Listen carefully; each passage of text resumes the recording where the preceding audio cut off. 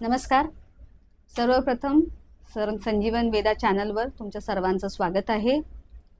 आज आपण दिवाळी विशेष भाग 2 याच्यामध्ये अभ्यंग उठणं याचा वापर का करावा या विषयावर बोलणार आहोत.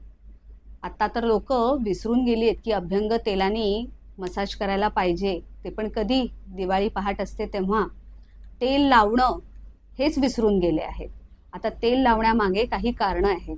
आयुर्वेद शास्त्रात सांगितलं आहे की आपण ऋतूबदल या काळामध्ये तेलाचा वापर खूप करायला पाहिजे. अगदी रोज अभ्यंग केलं तरी चालेल, कारण शरीरामध्ये वाढणारा कोरडेपणा आणि बाहेर हवेत असलेला कोरडेपणा त्याच्यापासून जर आपल्या शरीराला आपल्याला व्यवस्थित ठेवायचं असेल तर अभ्यंग तेलाचा वापर जरूर करा. अभ्यंग तेलामध्ये अगदी नारळाच्या तेलापासून तिळाच्या तेलापासून सगळं कॉम्बिनेशन केलेलं असतं, प्लस बरेचसे वनस्पती द्रव्य असतात, सुगंधी द्रव्य असतात.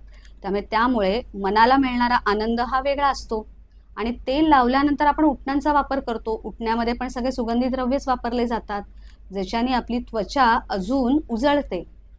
अभ्यंग तेल व उटणं याचा वापर जरूर करा. दिवाळी पहाट आहे तर त्याची सुरुवात खूप चांगलं करा. त्यानंतर दिवाळी पहाटनंतर तुम्ही काय करणार आहात? मस्त मस्त फराळ खाणार आहात की नाही? काय काय केलंय घरी? लाडू, चिवडा, चकली सगळंच केलं असेल की नाही? पण आता तुम्ही सांगा बरं, आत्ताची लोक हे पदार्थ दिवाळी पहाट असताना खातात का?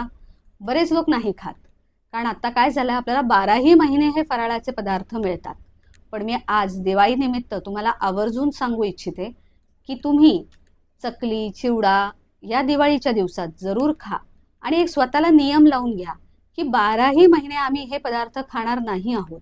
त्याच्या मागचं कारण काय? दिवाळीमध्ये आपण हे खाण्यामागची कारणं अशी आहेत की आपल्या शरीराला मिळणारी ऊर्जा त्या दिवसांमध्ये फार गरजेची असते.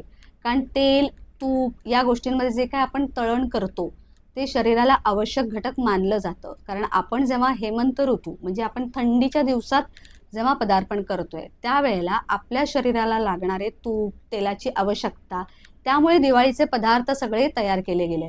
आपण गोड खातो, बेसनाचे लाडू खातो, रव्याचे लाडू खातो, बरेचसे गुळाचे पदार्थ खातो, जसे अनारसे आपण खातो.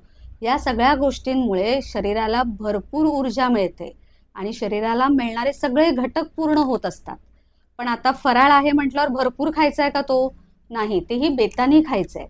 आणि त्या दिवसांमध्ये न विसरता ओवा आणि जिऱ्याचं पाणी प्यायला विसरू नका प्रत्येक फराळानंतर, म्हणजे फराळ सगळा तुमचा पचून जाईल. हे मुद्दामून सांगते आहे, कारण आत्ताच्या काळामध्ये फराळ करताना लोकांचा त्याच्यावर असणारा कंट्रोल हा नाहीसा झालेला आहे. चकल्या दिसले की आपण 4-4, 5-5 चकल्या, पण त्याप्रमाणे आपला चलनवलन नाही आहे. त्यामुळे चलनवलन नसल्यामुळे आपल्याला पचन होत नाही. त्यामुळे लक्षात घ्या, आत्ताची पद्धत पूर्वीच्या पद्धतीपेक्षा खूप वेगळे चालू आहेत. त्यामुळे दिवाळीचा फराळ जरूर करा, अभ्यंग उठणं जरूर लावा. दिवाळीचा सण तुम्हाला सर्वांना आरोग्यदायी जाऊ. धन्यवाद.